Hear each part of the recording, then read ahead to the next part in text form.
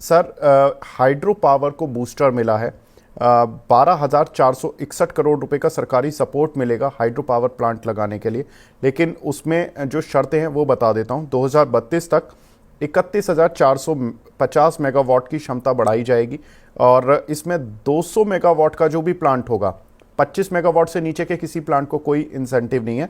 लेकिन अगर 25 मेगावाट से ऊपर और 200 मेगावाट तक का आप कोई पावर प्लांट लगाते हैं तो उसमें 1 करोड़ रुपए पर मेगावाट का इंसेंटिव मिलेगा। यानी कि अगर आपने 200 मेगावाट का पावर प्लांट लगाया तो 200 करोड़ रुपए मिलेंगे।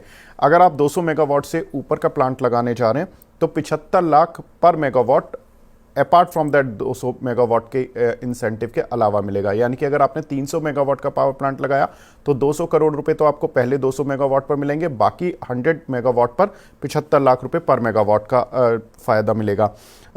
ये जो स्कीम है ये बजट में भी अनाउंस कर दी गई थी कि 12,461 करोड़ रुपए इनको सरकारी सपोर्ट मिलना। लेकिन बात ये थी कि उसमें ये पूरा प्रेजेंटेशन में ये नहीं था कि किस किस तरीके से इसका आवंटन किया जाना है।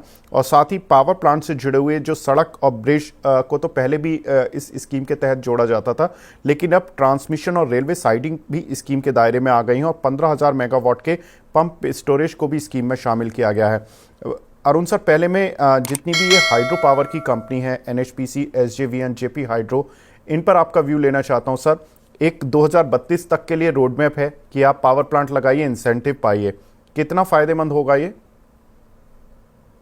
देखिए, एक चीज समझिए कि जो सरकार ने रकम दी है, एक अच्छी खासी रकम दी है, एक इंसेंटिव दिया है और इसके अंदर में जो एक टाइम फ्रेम दिया है करीब 8 साल का, वो बहुत महत्वपूर्ण है। क्योंकि हाइड्रो प्रोजेक्ट्स लॉन्ग गेस्टेशन के प्रोजेक्ट्स होते हैं। इसके अंदर में जो रिहैबिलिटेशन किया जाना होता है उसमें समय लगता है। तो कोई भी आदमी जो अब ये प्लांट लगाना चाहता है उसकी ये शिकायत नहीं हो सकती कि हमको समय नहीं दिया गया पूरा प्लान करने के लिए। 8 साल एक लंबा समय होता है जो सरकार ने दिया है। दूसरा, ये 1 करोड़ रुपया एक तरह से 7-8%, 10% का इंसेंटिव समझ लीजिए, हो सकता है 15% का इंसेंटिव समझ लीजिए। लेकिन एक अपॉर्चुनिटी मिल रही है सभी को कि अगर आप ये करना चाहते हैं तो आपको सरकार कुछ न कुछ एक इंसेंटिव और दे रही है ऊपर से ये काम करने के लिए। तो मेरे ख्याल से इसके तहत अगले 6-8 महीने में कई प्रोजेक्ट्स अनाउंस होने चाहिए जो इसका लाभ लेने के लिए काम करेंगे। दूसरा, रिन्यूएबल, चाहे वो हाइड्रो के रूप में हो या सोलर और विंड के रूप में हो, इसका एक बहुत बड़ा विनिवेश भारत वर्ष में हो रहा है, जिसके लिए कई कंपनियां जुटी हुई है इसका उत्पादन बढ़ाने के लिए।